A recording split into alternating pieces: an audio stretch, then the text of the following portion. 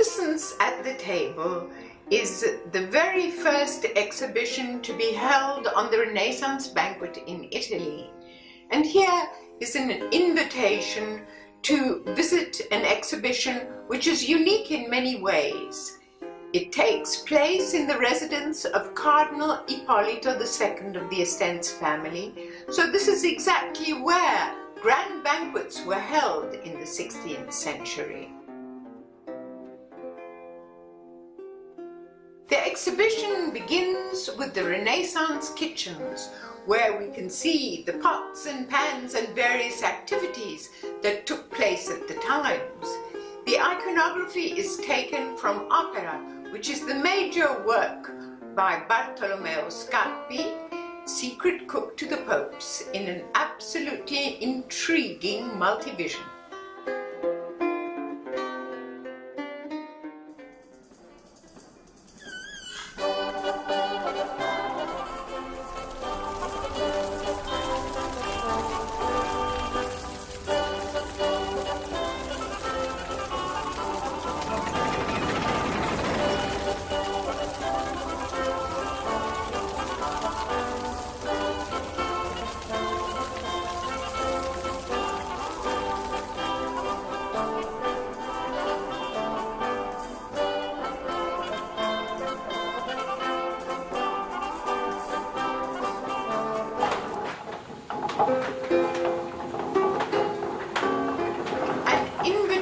To enter into the library follows. This is the library of Cardinal Ippolito II.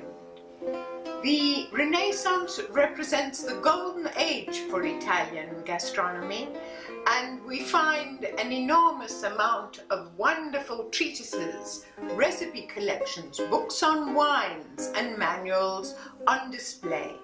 At the same time, you could access, as though in a game, 8 different volumes in the library.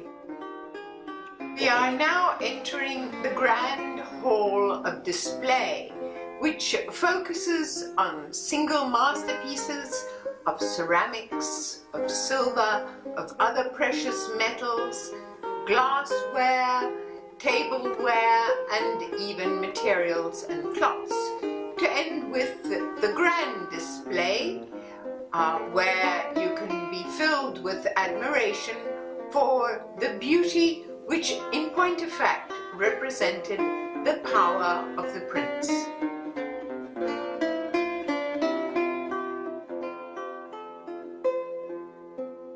And now we enter the hall of the spectacular tapestry which depicts the banquet of Joseph.